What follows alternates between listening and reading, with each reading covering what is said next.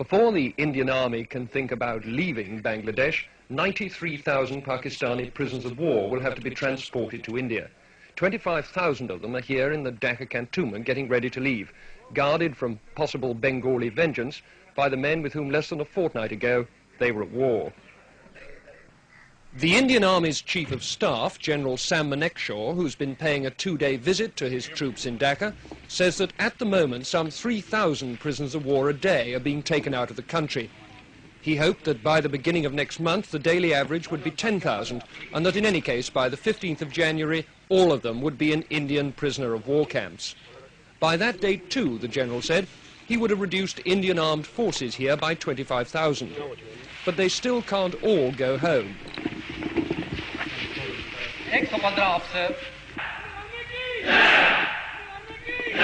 For one thing, they're the only agency in the area capable of seeing that the 10 million Bengali refugees now in India get safely back to Bangladesh. For another, Indian soldiers, no matter how much the Indian government likes to play this down, are the only people capable of keeping law and order here and protecting minority groups from Bengali retribution. In addition, the army is safeguarding the lives of those Bengalis who ran the civil administration for Pakistan. The Bangladesh government is setting up a war crimes tribunal to try Dr. Malik and his colleagues. Will the Indian Army be told by Delhi to hand them over? I asked Mr. D.P. Dar, Mrs. Gandhi's special envoy to Bangladesh. We are on the horns of a dilemma, I must admit to you. On the one hand, we do not want to do anything which is against the norms of international behavior. Nor do we want to do anything, on the other hand, which would even remotely impinge on the sovereign rights of the Bangladesh government and Bangladesh state. What does that mean in practice? Are you going to hand people over to a war crimes tribunal or not? That means, for the time being, that the position is being legally examined. As any victorious army would be, Indian armed forces are now deeply involved for the foreseeable future in the way this new country is going to develop. Richard Lindley, News at 10, Dhaka.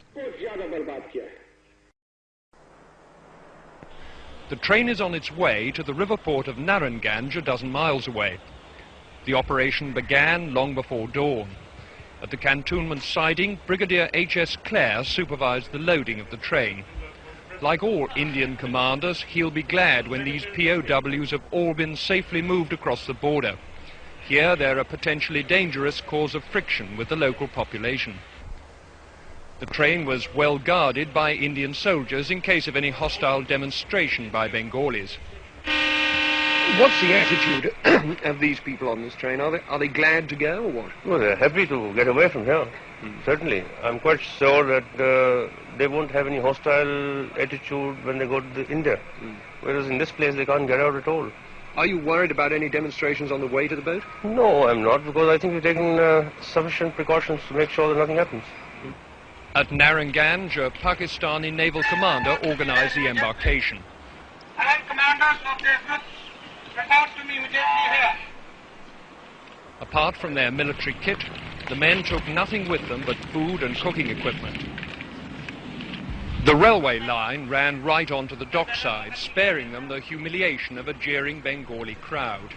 Even so, a small group on the roof of a harbour building broke into jubilant shouts as the prisoners trudged down the quayside. At every step there were Indian soldiers to protect them had it proved necessary. Bengalis are not best pleased to see their enemies go home apparently scot-free. But there's a long way to go before these men can expect repatriation.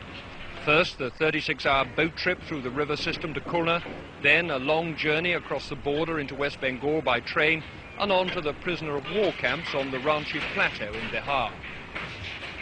With the men go their families and the civilian employees of the Pakistan Army. But there's no indication yet that other West Pakistani civilians, like the police chief or even the staff of Pakistan International Airways, are going to be moved. For the moment, the emphasis is on getting the soldiers out before their presence here causes trouble.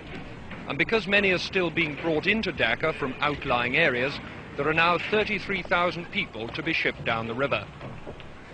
For those Bengalis cheering on the roof there, it's another day to savour the sweet taste of victory. For these prisoners of war, the bitterness of defeat. What lies ahead of these men is nothing but a tedious journey and the boredom of prison camp routine. But at least now they've begun that long journey home.